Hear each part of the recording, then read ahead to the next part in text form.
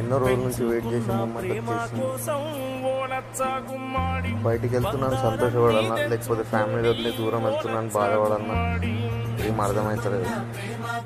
రాత్రి 10 అయితే నన్ను బయటికి ఎడిగి పోతున్నావు అని అడిగేటోళ్ళు ఇప్పుడు సెండ్ ఆఫ్ చేయడానికి ఎయిర్పోర్ట్కి వస్తారు.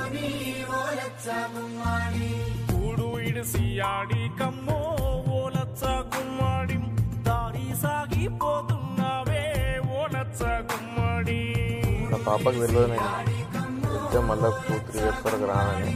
ఆమె నేను ఇక్కడ పోయి మళ్ళీ రేపు వచ్చేస్తాను అనుకుంటున్నాను.